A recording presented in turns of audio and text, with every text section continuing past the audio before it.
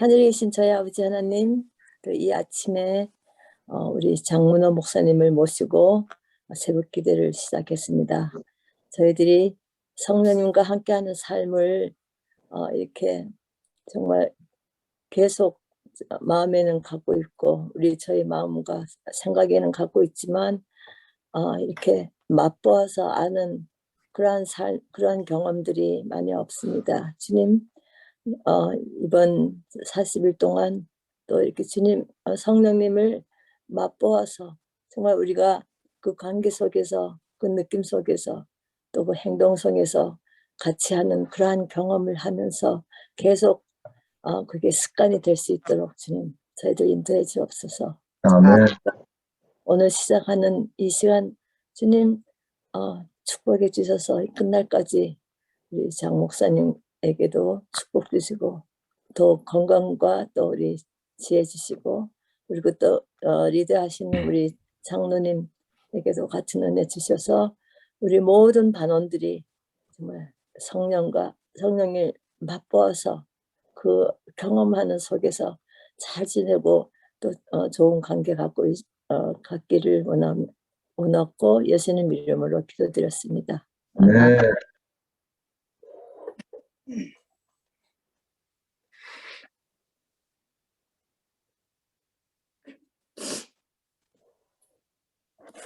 네.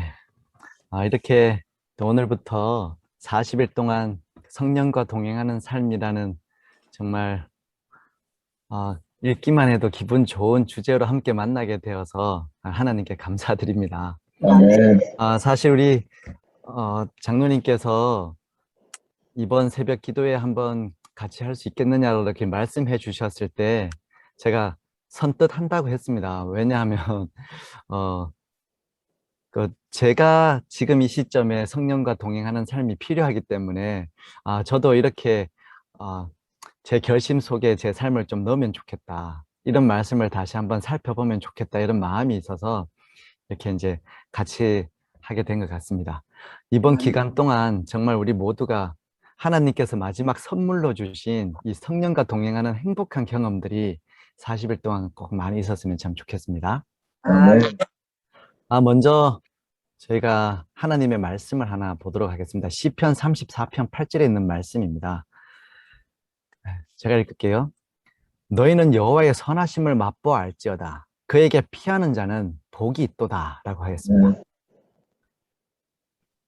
그 가려 뽑은 기별 2권에 이런 말씀이 있습니다.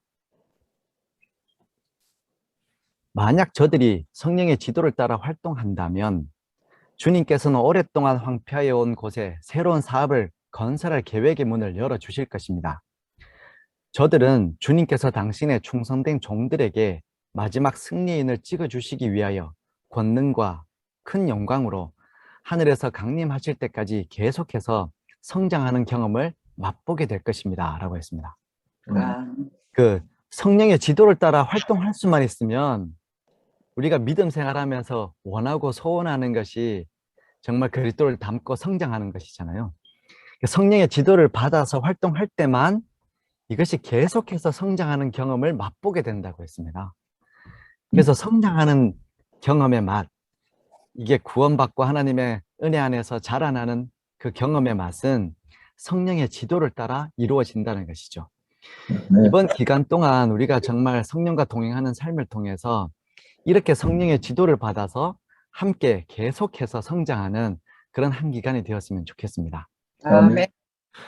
제가 앞에서 읽었더니 시편 34편은 너희는 여호와의 선하심을 맛보알지어다 라는 말로 기록되어 있는데, 이 시편 34편 처음 1장 1절 위에 보시면 소제목이 달려 있습니다.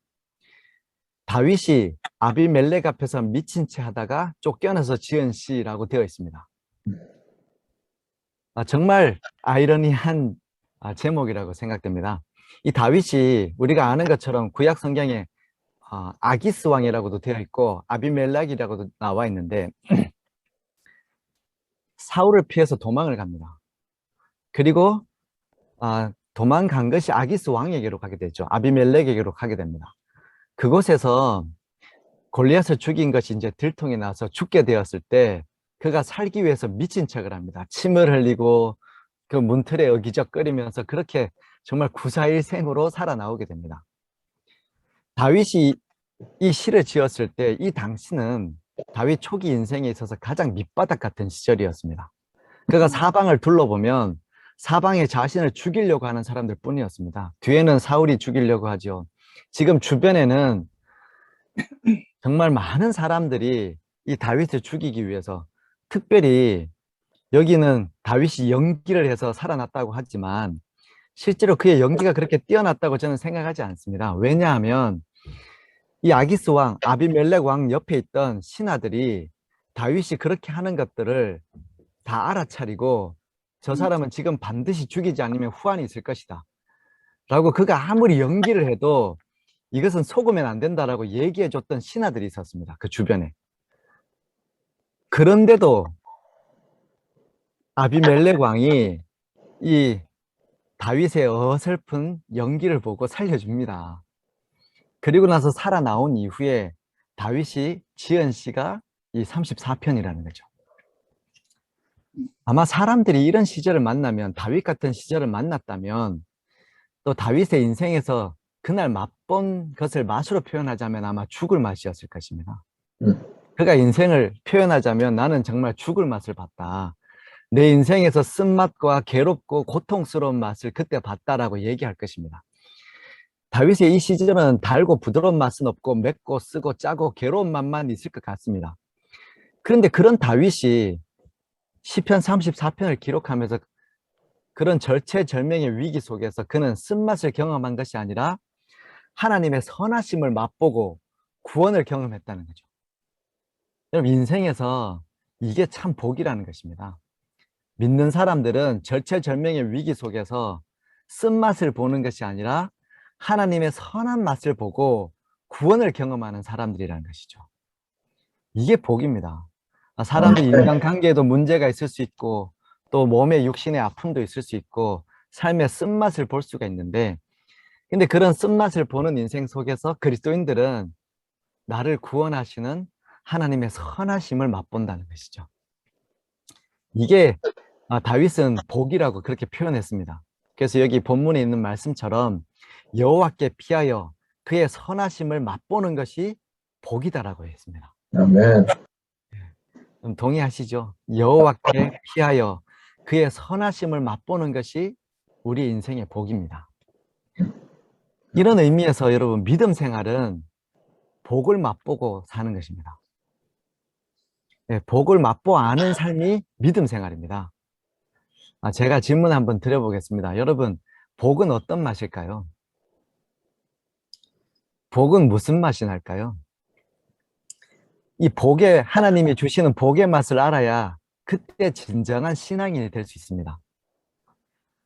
믿음 생활이라고 하면 제일 먼저 떠오르는 맛이 복이어야 합니다.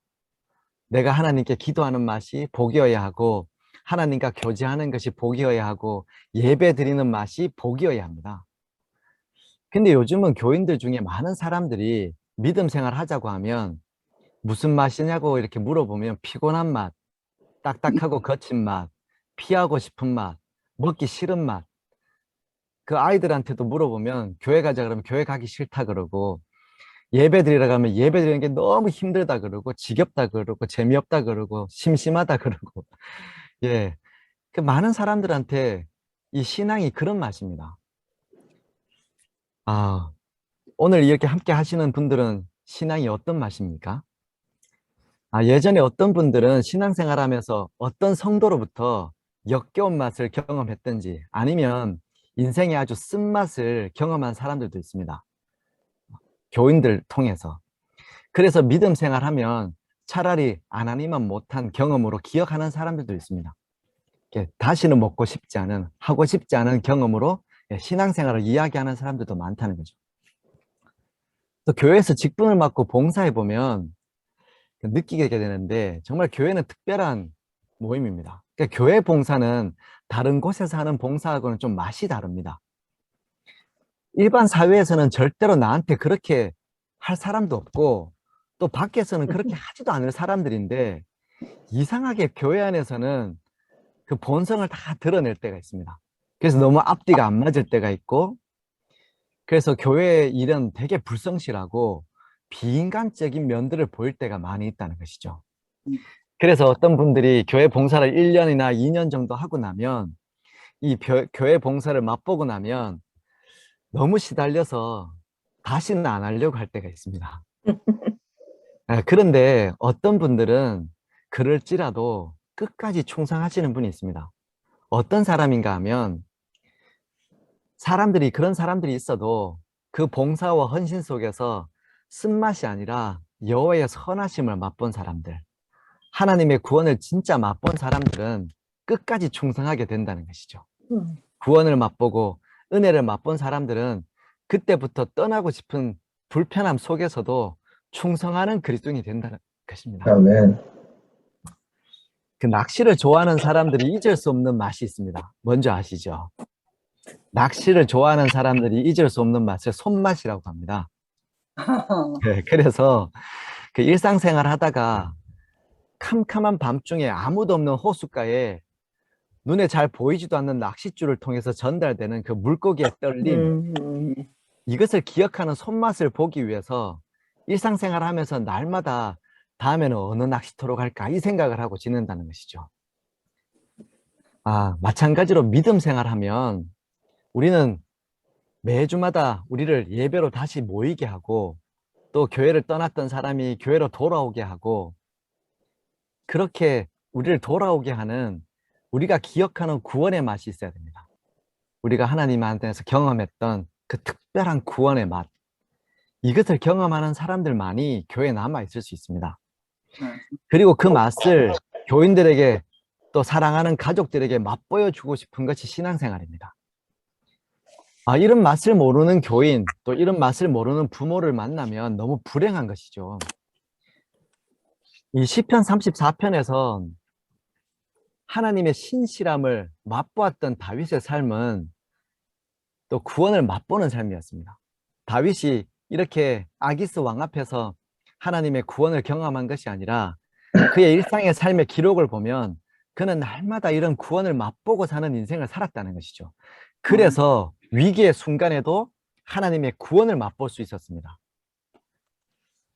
우리 시편 19편에 그는 이렇게 이야기합니다.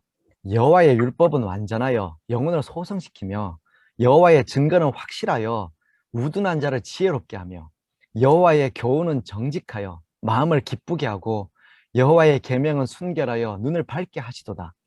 여호와를 경외하는 도는 정결하여 영혼까지 이르고 여호와의 법도 진실하여 다 의로우니 금 곧 많은 순금보다 더 사모할 것이며 꿀과 송이꿀보다 더 달도다 라고 했습니다. 다윗의 삶에서 늘 반복하고 있었던 일이 바로 구원을 맛보는 일이었는데 그가 그 구원을 맛보는 방법은 여호와의 율법을 주야로 묵상하는 것이었습니다. 하나님의 말씀을 듣고 그 말씀을 따라 사는 동안 그가 경험한 것은 답답하고 속상하고 어렵고 지치는 그런 맛이 아니라 송이꿀보다 더 달콤한 경험을 하게 되었다는 것이죠. 이게 구원의 맛입니다. 여러분, 구원의 맛이 뭐라고요? 네, 송이꿀보다 더 단맛입니다. 여러분, 신앙생활은 무슨 맛일까요? 송이꿀보다 더 단맛입니다. 이게 신앙생활 제대로 하는 것입니다. 내가 신앙생활을 제대로 하고 있는지 못하는지는 뭘 보면 알 수 있는가 하면 내가 지금 느끼는 맛을 보면 알 수 있습니다. 내 신앙이 너무 피곤하고 지치고 이제 그만할까? 이런 생각이 든다면 잘못된 신앙생활을 하고 계시는 것이고 정말 하나님이 은혜로 우리에게 베풀어 주시는 신앙생활을 하는 사람들은 찬미 부르는 것이 송이꿀보다 더 달고 기도하는 것이 송이꿀보다 더 달고 말씀을 보는 것이 송이꿀보다 더 달다는 것이죠. 이 달콤한 경험을 하는 것입니다. 예전에 연애하는 사람들이 그 사랑하는 사람들하고 대화하면 달콤하다고 하잖아요. 이야기를 들어도 달콤하다 그러고 만나도 달콤하다고 하는 것처럼 믿음 생활은 이런 맛이라는 것이죠. 이 아비멜렉 앞에서 하나님의 선하심을 맛봤던 이 다윗이 이것이 복이라고 했는데 그는 이 시편을 정리하는 요약과도 같은 시편 1편에서도 이렇게 얘기했습니다. 우리가 잘 아는 말씀이죠. 복 있는 사람은 악인의 길을 따르지 아니하며 죄인의 길에 서지 아니하며 오만한 자들의 자리에 앉지 아니하고 오직 여호와의 율법을 즐거워하여 그의 율법을 주야로 묵상하는도다. 여기 우리 한글 성경에서는 복 있는 사람은 이렇게 서술형으로 나와 있지만 히브리어 원어는 감탄사로 되어 있습니다. 복 있는 사람아 이렇게 이야기합니다. 우리가 길 가다가 아우 저 집사님 진짜 복이 많아 이런 이야기를 들으면 궁금하잖아요. 도대체 무슨 복이 있는지. 또 저 옆집은 진짜 복이 너무너무 많은 것 같아. 이런 이야기를 들어도 사람들이 관심을 가집니다. 무슨 복이 있는지. 근데 이 시편 1편은 어떻게 시작하는가 하면 하나님께서 인정하는 복 있는 사람입니다.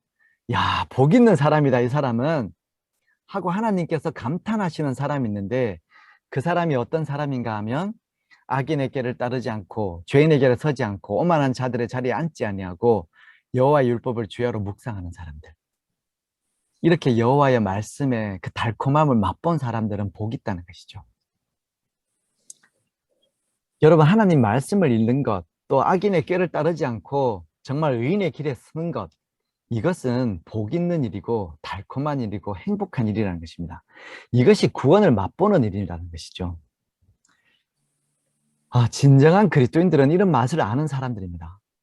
진정한 믿음의 맛을 아는 사람이 오늘 우리 모두가 되기를 바라고 또 이 40일 기간 동안 우리가 성령의 지도를 따라서 이런 맛을 아는 그리스도인들이 되었으면 참 좋겠습니다. 아멘. 정말 바라기는 여러분들이 혹 신앙생활을 하다가 그 맛을 잃어버릴 때가 있습니다. 나는 도저히 교회 다니는 요즘 맛이 없다. 살맛이 없는 것처럼 나 요즘은 예배 드리고 교회 다니는 맛이 없다. 이런 분들이 많이 계시는데 그런 맛을 잃어버린 성도는 마치 밖에 버려지는 소금과 같다고 했습니다. 그래서 아무 쓸데가 없는 믿음 생활이 아니라 정말 나를 구원하고 내가 아끼고 사랑하는 사람들을 구원할 수 있는 맛을 되찾는 믿음 생활을 성령의 지도 안에서 하는 행복하고 은혜로운 기간이 되기를 바랍니다. 아멘. 이런 맛을 보고 사는 사람들을 예수님께서도 그분의 삶 속에서 그리스도인 삶이 맛을 보고 사는 삶이라는 것을 강조하셨습니다.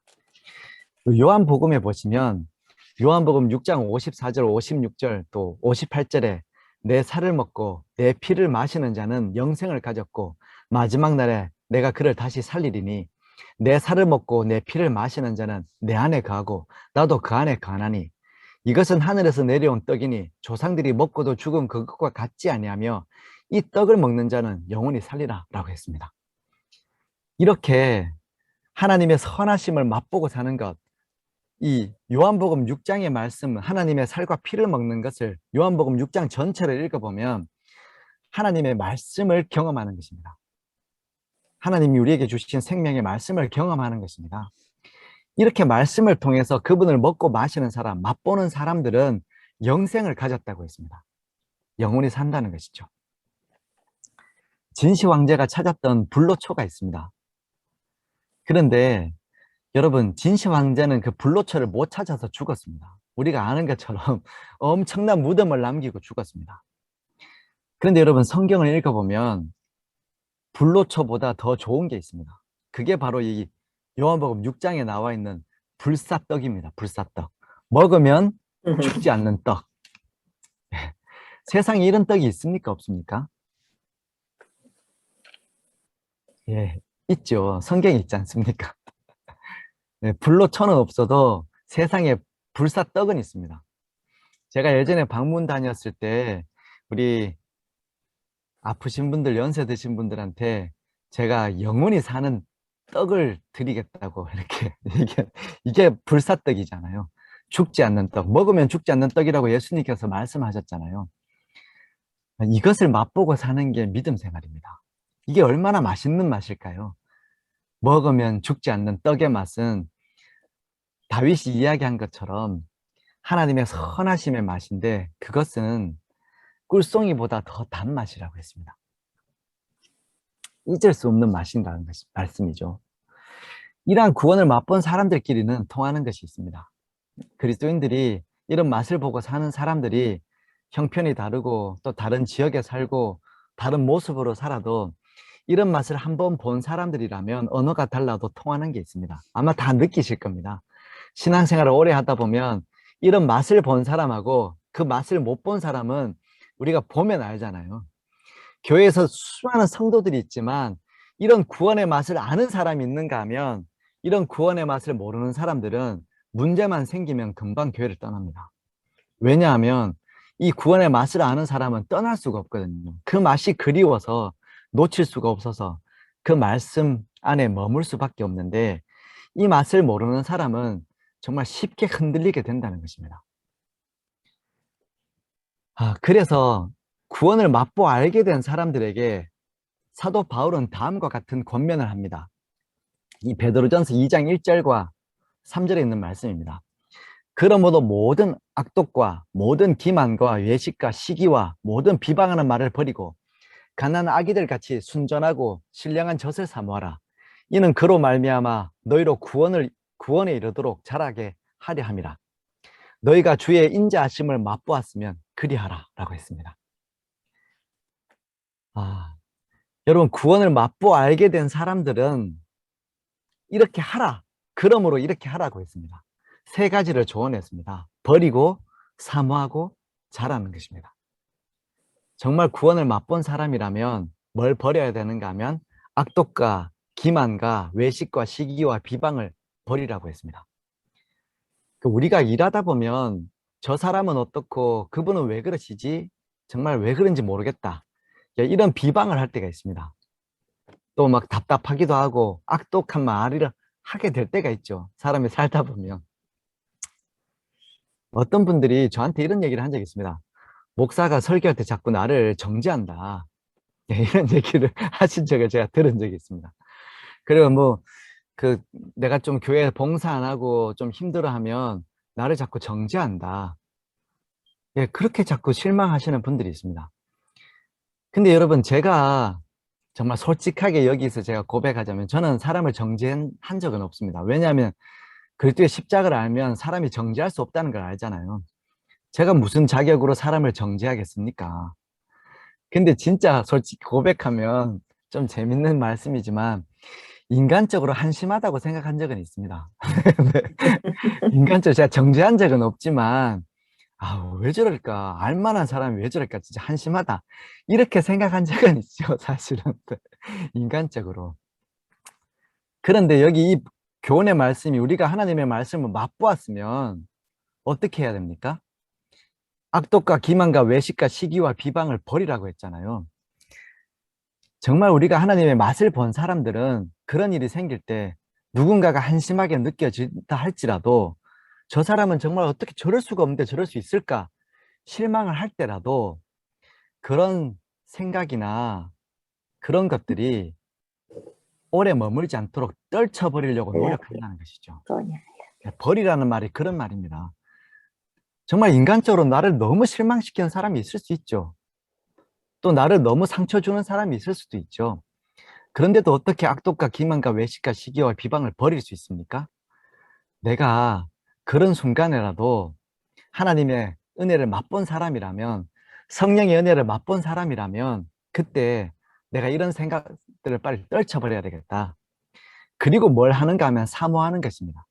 오히려 그런 에너지가 있다면 비방이나 악독이나 기만이나 외식이나 시기하는 일이 아니라 영적인 것을 오히려 더 사모하려고 노력하게 된다는 것이죠.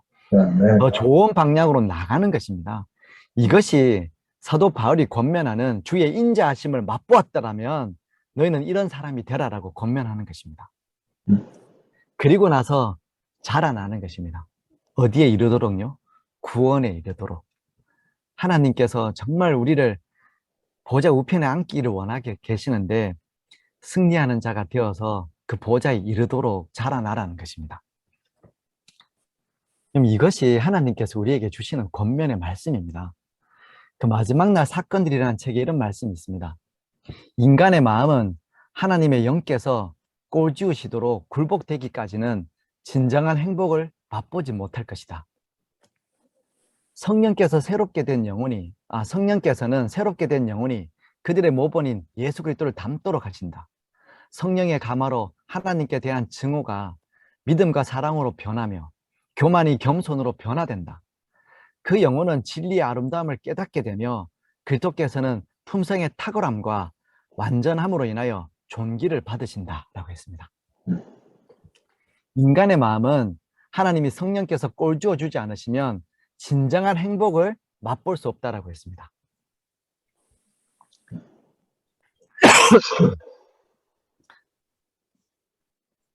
그럼 진정한 행복을 맛보기 위해서 우리에게 정말 필요한 것은 성령의 은혜입니다.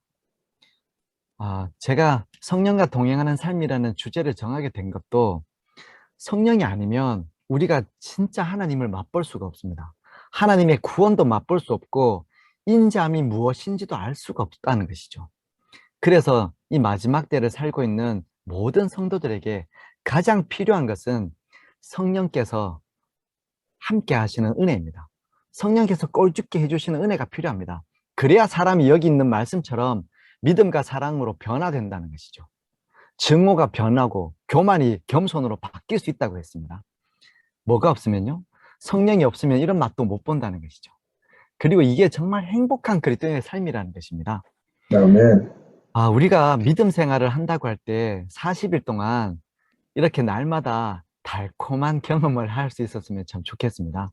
아멘. 마치 우리가 내가 너무 죄인이니까 어디 도 닦는 사람들처럼 수행하는 사람들처럼 무릎으로 뭐 땅을 기어다니고 그렇게 고행을 하고 자기 몸을 쳐서 자기의 육신의 욕심을 제하고 이런 일을 하기 위해서 우리가 모인 것이 아니라 날마다 성령의 은혜 안에서 하나님의 인자하심을 맛보고 선하심을 맛보고 성령의 그 꼴지어 주심을 맛봐서 바람이 어디서 부는지는 모르지만 결국 성령의 은혜로 성도가 변화되는 것처럼 그런 변화를 경험하는 행복한 맛을 보는 40일의 시간이 되었으면 좋겠고 이 40일 동안 이 행복한 맛을 보심으로 일생 잊을 수 없는 믿음 생활을 다시 할 수 있게 되기를 간절히 소원하면서 오늘 시간을 줄이도록 하겠습니다. 아멘. 감사합니다, 목사님. 네, 감사합니다. 사랑하는 우리 주님, 오늘 우리 하나님께서 우리 주님의 은혜를 맛보아 알 수 있도록 한없이 우리의 인생 속에 계시해 주셔서 감사합니다. 아멘. 하나님, 우리의 믿음 생활이 참으로 행복한 삶이 될 수 있도록 인도하시고 그것이 우리의 입술을 통해서 우리가 정말 사랑하고 아끼는 사람들에게 전달되고 나누어질 수 있도록 좀 축복하여 주시옵소서. 아멘. 먼저 우리 마음 문이 열리게 해주시고 아멘.